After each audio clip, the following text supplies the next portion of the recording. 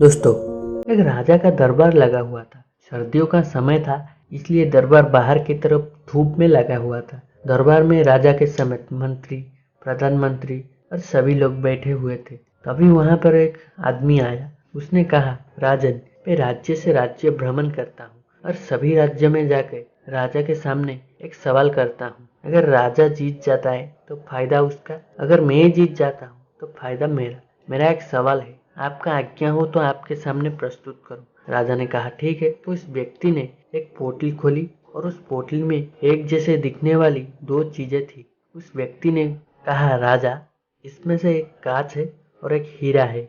अगर आप में से कोई पहचान कर पाएगा कौन सा कांच है और कौन सा हीरा है, तो ये हीरा मैं आपके तिजोरी में रख जाऊंगा। लेकिन अगर आप ऐसा नहीं कर पाओगे तो इस हीरे की कीमत की बराबर का रकम मुझे देना होगा। तो राजा ने कहा, ठीक है। उस व्यक्ति ने पोटली खोली और सब लोगों के सामने रख दिया। अब राजा के दरबार में जितने लोग थे उस पोटली के पास पहुंचे और उसे देखकर चौंक गए। यार, ये तो बिल्कुल एक जैसी है। इनको देखकर बता पाना तो बहुत मुश्किल है कि कौन सा कांच और कौन सा हीरा है।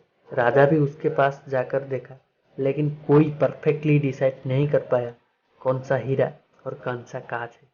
तब सब लोग अपने अपने जगह पर जाकर बैठ गए। उस व्यक्ति ने कहा, राजा, मेरे पास समय कम है, जवाब आपको जल्द ही देना होगा।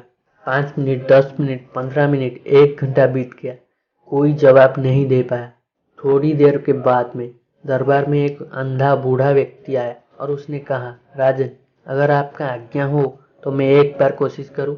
तो राजा ने बोला, ठीक है। तो उस बूढ़े व्यक्ति को पोटली के पास ले जाया गया।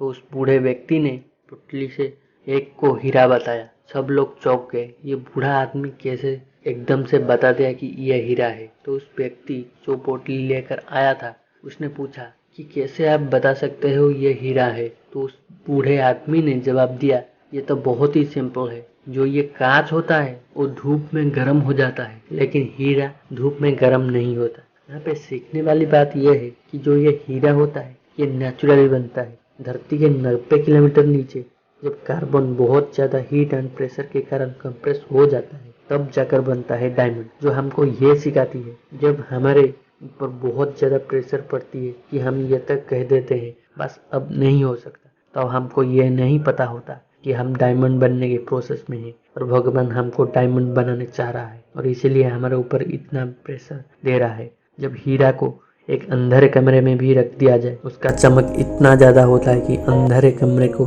लाइट से भर देता है। वैसे ही लोग हमें कहेंगे, तुम नहीं कर सकते, तुमसे नहीं होगा, और हमारे जिंदगी को बहुत सारा नेगेटिविटी से भर देते हैं। और तब हमारे अंदर इतना पॉजिटिविटी होना चाहिए जो ये सारे नेगेटिविटी को दूर कर सके। डायमंड इतना हार्ड होता है कि कोई भी मटेरियल डायमंड को नहीं तोड़ सकता।